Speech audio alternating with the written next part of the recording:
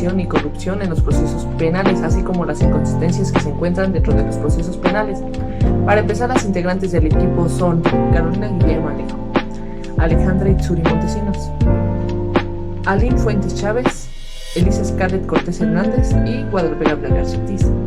Yo soy Guadalupe Gabriel García Ortiz y bueno, nuestro equipo les va a hablar sobre las inconsistencias procesales, al igual que la corrupción y la discriminación que hay en los procesos.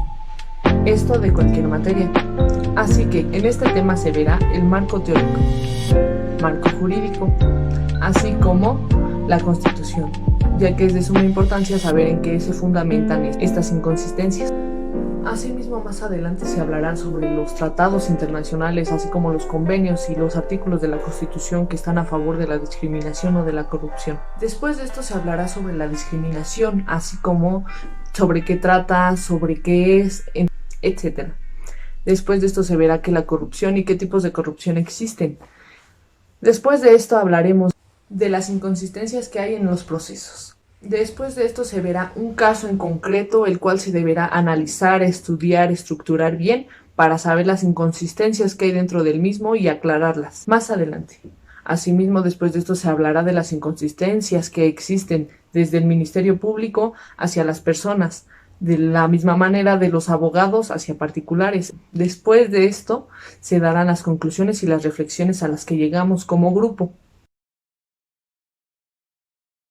Se debe de hablar de discriminación y de corrupción en los procesos penales, ya que podemos y conocemos que alguna vez alguna persona o víctima va y levanta una demanda o ya sea una denuncia según sea el caso, mas sin embargo los agentes del Ministerio Público no toman en consideración nada, lo dejan pasar o dicen que simplemente tienen otro asunto más importante que estar tomando uno de estos. Entonces, de cierta manera están discriminando a la persona. Por otro lado, tenemos a la corrupción, que la corrupción que podemos ver que ya que están en estos procesos penales, o sea, ya están adentro de, se tienen que ver muchas faltas por parte de, ya sea de abogados o del Ministerio Público, esto pidiéndole dinero a las personas. ¿Esto para qué? Para facilitar el proceso. Entonces, al tener un recurso económico, piensan que es más fácil llevar el proceso. Por otro lado, deben de haber penas para esto, ya sea por el abuso de la autoridad, ya sea del Ministerio Público, al no levantar denuncias o demandas según sea el caso. Deben de existir estas sentencias para que hagan bien su trabajo, es decir, para que cuando llegue una víctima o un ofendido, que se levante bien la denuncia para facilitar la justicia en todos los entornos. Es por eso que esto lo debemos de ver más a fondo y a lo largo del video se irán mencionando cuáles son estas inconsistencias, qué se podría hacer, qué es lo que se tiene que tomar en cuenta, así como diferentes conceptos que se tienen que tomar en cuenta para esta investigación. Para este video usamos el siguiente cronograma, que se utilizó para ver qué es lo que se tenía que hacer, para ver qué investigaciones se tenían que realizar, para tener un control de todo esto y al tener este control entregar en tiempo y forma nuestra investigación. Antes de introducirnos al tema tenemos que ver estos antecedentes, es decir, qué era antes de esto. Esto para conocer, saber qué es lo que pasa antes y qué es lo que tenemos actualmente. Así como por ejemplo, antes existía el sistema acusatorio puro o antiguo, así es como lo conocían. Este se ubica en Grecia y Roma. El proceso de este consiste en las agresiones de los individuos hacia otros. Por otro lado tenemos al sistema inquisitivo. Este se define como la Inquisición que ha tenido el control idóneo religioso y sobre todo absoluto. También se debe destacar que este se consideraba religioso, ya que la mayoría de la población era católica. Y otro dato que se debe de destacar es que esta fue fundada por los reyes religiosos en 1478. Después de estas dos tenemos al sistema mixto. Esta se materializó gracias a la Declaración de los Derechos Humanos en 1789. Esto debido a los revolucionarios de Francia, en donde se abolió la Inquisición. Algo que se debe destacar es que en 2008 México inició con esta etapa de transformación de los procesos penales. Esto con la reforma penal que cambia el sistema y estructura del proceso penal. Esto cediéndole derechos tanto a la víctima como al imputado, es decir, tienen ciertos derechos que se deben de respetar, así como respetar sus derechos fundamentales que están en la Constitución, esto para que se siga un buen proceso, al igual que el imputado pues se puede decir que no es culpable hasta que se demuestre lo contrario en el juicio y ya que se dicte una sentencia por parte del juez. Por eso que también los juicios ya se hicieron orales, públicos, de contradicción, esto para que se peleen entre las partes y enseñen quién tiene realmente la razón. Ya al dictar la sentencia, ya se puede decir de qué manera o quién tuvo más carga o más conocimiento sobre el caso.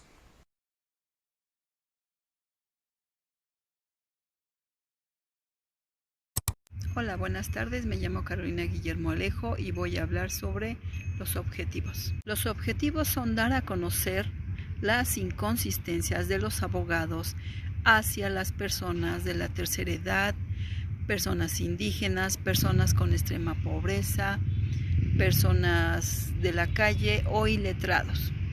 Aquellas personas que no cuentan con posibilidades de pagar un abogado particular suelen recurrir a un abogado de oficio, pero como tal, si no ven interesante el tema, los abandona a su suerte y simplemente ya no siguen su proceso. ¿Qué derechos humanos está afectando o violentando en este punto? Los abogados, al no sentirse capaces, suelen sobornar a las autoridades del Ministerio Público. Los abogados de oficio obtienen un beneficio económico abusando de la ignorancia de las personas. Los abogados particulares, para obtener mayor beneficio, suelen atrasar el proceso haciéndolo más largo y tedioso. Es así como los abogados, ya sea de oficio o particular, de una o de otra forma tratan de sacar beneficio de las personas.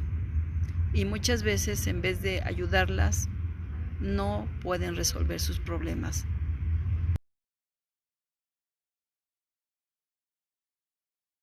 Buenas tardes, yo soy Alejandra Itzuri Montesino Zamora y yo me encargaré de explicarles los siguientes tres temas, que es el marco teórico de la discriminación, el marco jurídico y acerca de la Constitución.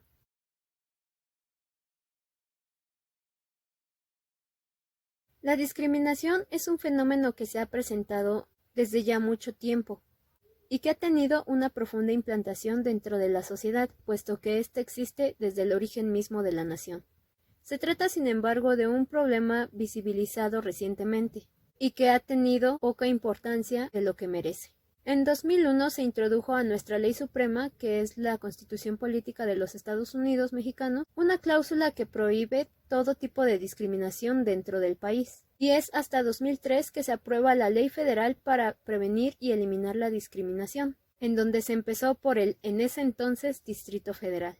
Y es así que se comienza a replicar por toda la República Mexicana. Estos pasos iniciales, aunque siendo pequeños, estuvieron bien encaminados para combatir un problema tan grande como es la discriminación, en donde el Estado mexicano tendrá que hacer un gran esfuerzo para crear una política de Estado capaz de combatir la discriminación.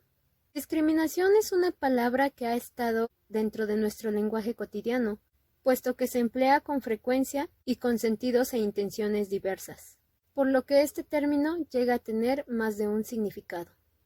En el Diccionario de la Lengua Española, publicado por la Real Academia Española, ofrece dos definiciones acerca del término de la discriminación, en donde en el primer término dice que se usa para separar, distinguir o excluir, y en el segundo término se especifica que es para dar un trato inferior o diferenciar a una persona o grupo de personas de otras.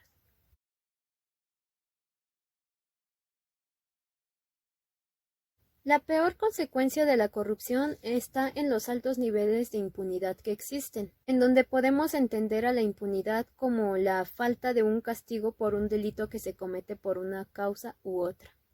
Dicha impunidad se ve generada por los distintos agentes involucrados dentro del sistema judicial. La llamada cifra negra, que se puede entender como los delitos que no llegan a conocimiento de la autoridad, alcanza al 75% del total de los delitos cometidos en México, dejándonos con la estadística de que 3 de cada 4 delitos no se denuncian. Dentro del 25% sobrante, que son los delitos que sí se denuncian, se concluye la investigación ministerial en el 4.55%, pero se pone a disposición del juez solo al 1.6% de los delitos cometidos, teniendo entonces que de cada 100 delitos, 1.6 delitos son del conocimiento del juez. y las condenas al alcanzar el 1.06 deja la impunidad con un 99%. Por otro lado, cuando se pone a disposición del juez, suele haber una violación de derechos humanos, lo que deriva en actos de corrupción, por falta de ética pública en el sistema judicial mexicano. También hay muchos actos de corrupción generados por una mala política legislativa, por lo que a veces son las leyes las que generan o inducen al comportamiento de la corrupción. Por otro lado, también la sobreabundancia de las normas complica el entendimiento de las mismas. Y es así que a través de este problema se generan más actos de corrupción. Sería una opción positiva el adoptar un código único, con el cual se incrementara el conocimiento de las leyes a seguir, y como una medida complementaria sería una capacitación ética para abogados y jueces. En esto tiene una gran responsabilidad el sistema educativo, puesto que presta una menor o casi nula importancia a los aspectos éticos. Asimismo, tampoco se cuenta con los mecanismos para evitar que un abogado siga trabajando a pesar de que ha incurrido en actos corruptos. Y está claro que este problema no se solucionará con una simple clase de ética, sino mediante la aplicación de la ley sobre las personas que practiquen actos ilegales.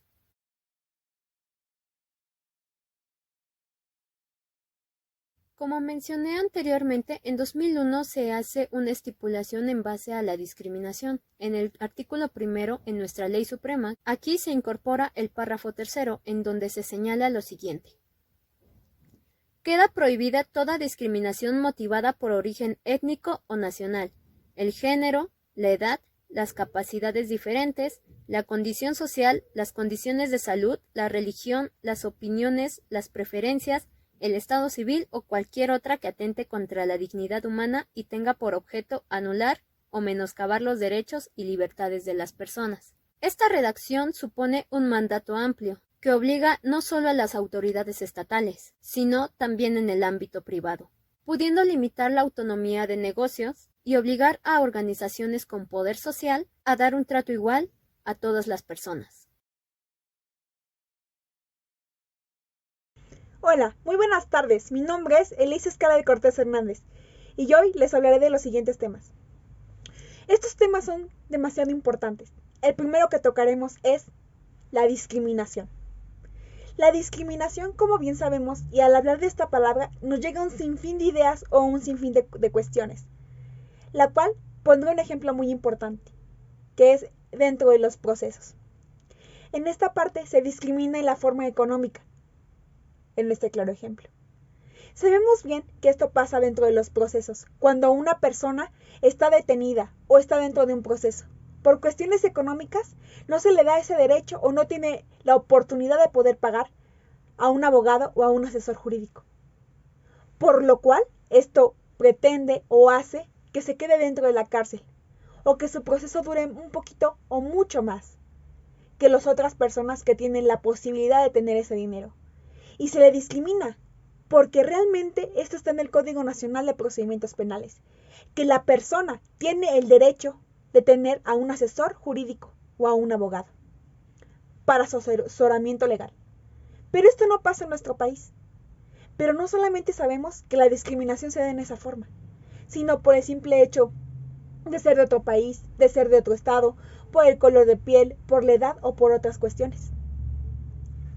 Pero ahora vamos a otro tema que también es de suma importancia, lo que es la corrupción. También pondremos un claro ejemplo dentro de los procesos. Esta corrupción se da porque realmente la persona que tiene algún servicio público, por así decirlo, se quiere aprovechar o quiere sacar un beneficio de un particular. En esta cuestión podemos mencionar cuando pasa dentro del proceso, ya sea que el abogado reciba una mordida por parte de la contraparte, en esta cuestión para que les pueda dejar ganar el juicio, o simplemente por el Ministerio Público o por los policías. ¿Y qué pasa? Que no se hace lo pertinente y no se llega a esa justicia que queremos llegar.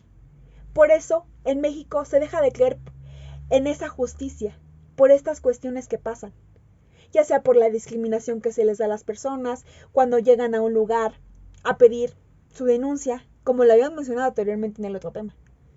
pero ahorita estamos con esa corrupción.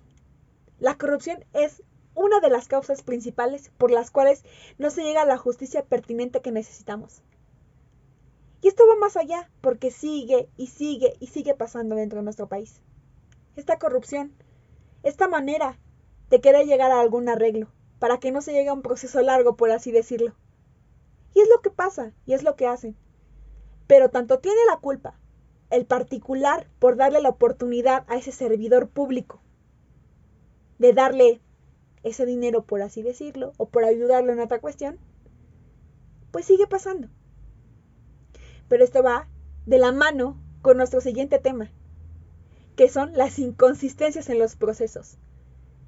Como bien sabemos, estas inconsistencias se pueden dar, ya sea por parte de los policías, por el Ministerio Público.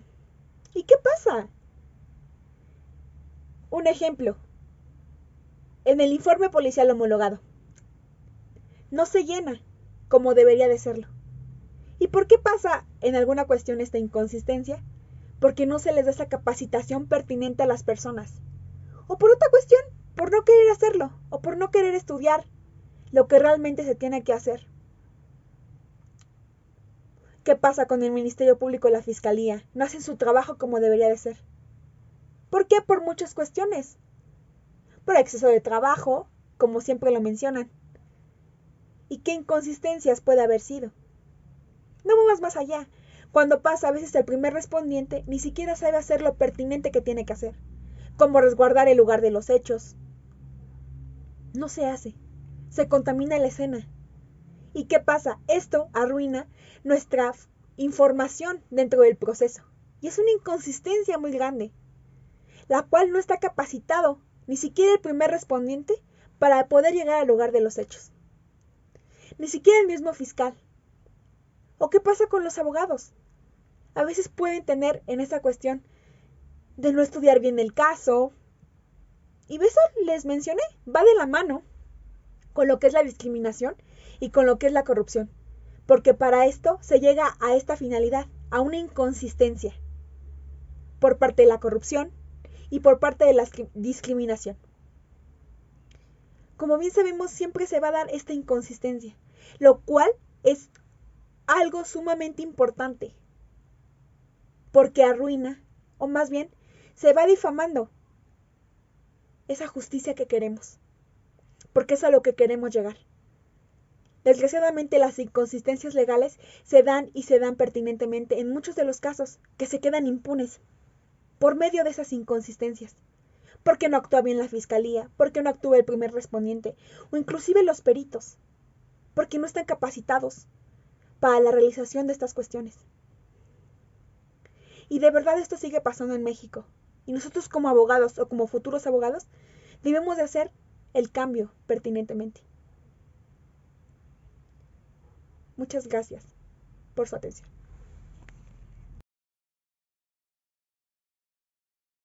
Hola, ¿qué tal? Mi nombre es Miriam Aline Fuentes Chávez y yo les voy a hablar sobre el caso de Arturo Medina Vela, un joven que fue acusado por un robo de auto sin prueba alguna.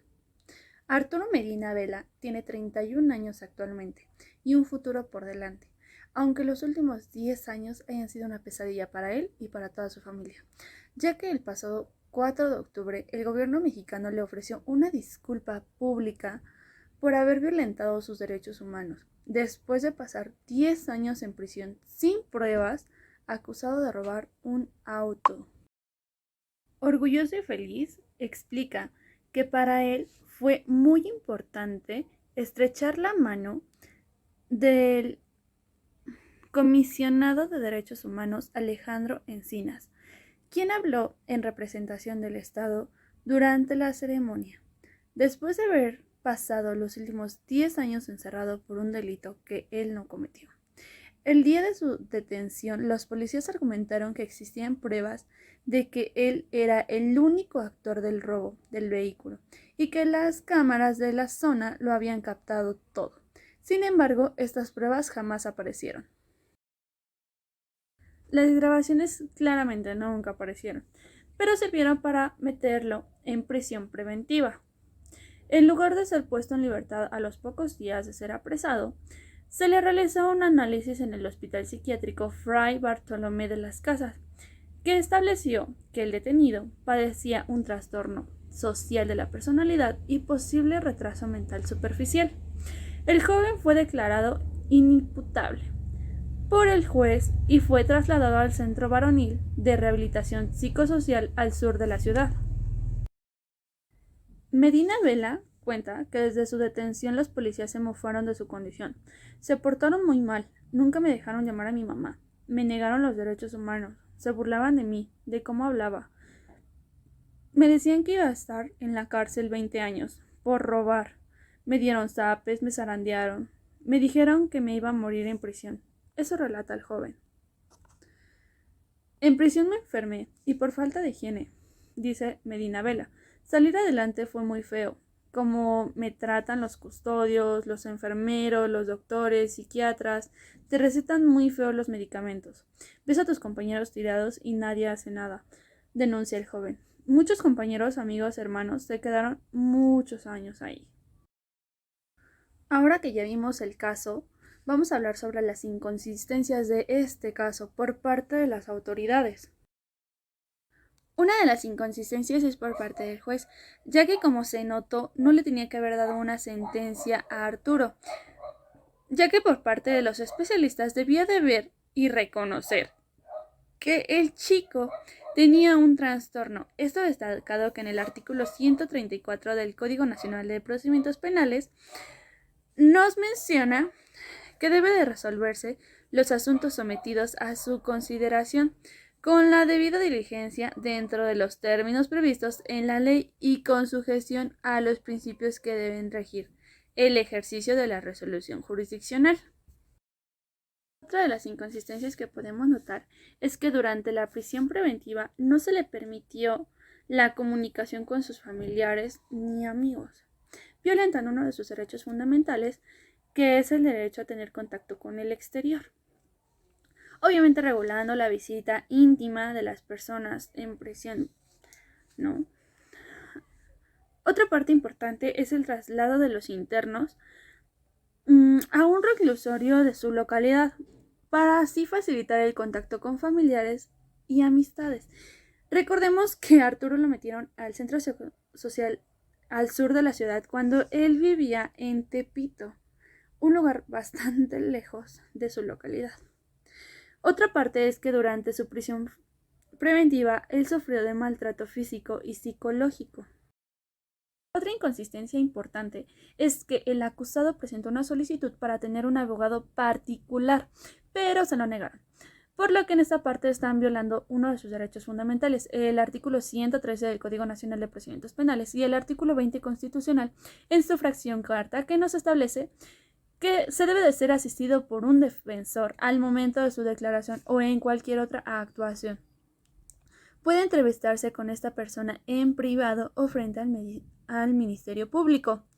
A Arturo no lo dejaron declarar. En este aspecto violan uno de sus derechos fundamentales, que está sustentado en el artículo 20 constitucional, así como en el artículo 113 del Código Nacional de Procedimientos Penales, el cual dice que declarar o guardar silencio, o sea, tiene derecho a declarar o guardar silencio. Guardar silencio en lo entendido de que el silencio no podrá ser utilizado en su perjuicio. Conclusión. En la elaboración de este tema se investigó a fondo cómo es que a las personas con discapacidad las discriminan tanto la sociedad como las autoridades. Esto quiere decir que a pesar de que el gobierno haya hecho leyes para proteger a las personas, realmente también ellos están violando sus derechos humanos. Porque en el caso del joven Arturo Medina, vieron que él no participó con el hecho de robar los autos. Él no estuvo presente porque él no podía hacer lo mismo que los otros delincuentes y lo hicieron. Y sin en cambio, las autoridades, en vez de apoyarlo porque él El joven no se sabía defender y no se sabe mover físicamente y no se sabe defender verbalmente. Las autoridades lo deberían de haber apoyado y sin en cambio no lo hicieron. No lo hicieron porque le violaron todos sus derechos humanos, incluso que hubo maltrato para con este chico. Entonces, ¿en dónde quedan las leyes que como tal hicieron para defenderlos? Esto quiere decir que violaron y discriminaron los derechos de este chico. Y sin lugar a duda, dentro del sistema hay demasiada corrupción. Era para que ayudaran a este joven, que no lo metieran durante tanto tiempo a la cárcel. 4 años son bastantes. Y dentro de la cárcel hay gente que no le importa que la gente tenga discapacidad. Dentro de la cárcel, compañeros de cárcel maltratan a las personas o compañeros de la misma celda o de la misma cárcel, estando bien. Ahora, esta personita que tenía discapacidad, la maltrataron dentro de la cárcel. Todo esto le afectó física, emocional y económicamente a su familia. Les afectó tanto a él como a su familia, por el simple hecho de que no lo investigaron, no lo analizaron, no vieron bien todo lo que pasó. Y sin en cambio, cuando ellos se dieron cuenta, pues fue demasiado tarde, porque pues el joven ya estaba dentro de la cárcel, tenía ya 4 años dentro de la cárcel. De nada sirvió que las autoridades pidieran disculpas hacia los papás de este chico cuando el hecho ya estaba, o sea, al chico lo afectaron física y emocionalmente. Reflexión. Es preocupante que en nuestro país el mismo sistema discrimine a las personas con discapacidad, ya que ellos como autoridad los deben proteger más con las leyes que ellos mismos hicieron, ya que hay discriminación de la sociedad hacia estas personas y todavía las autoridades cometiendo los mismos errores. Por el momento no hay mejoría en estos casos, pero ellos no se fijan en los daños que le ocasionan a estas personas. Al igual que la sociedad, cuando a través de las leyes los deben de proteger y no discriminarlos y tratarlos de esta forma, por ejemplo, como el caso del joven Arturo Medina, que lo discriminaron y lo trataron muy mal y a todo esto le perjudicó física y mentalmente. Esto quiere decir que le ocasionaron un daño irreversible. No porque el gobierno pidió disculpas, ayudó a este chico. Bueno, sí lo ayudó a salir de la cárcel, pero como tal, todas sus emociones salieron afectadas. Es algo que afectó al chico por el resto de su vida.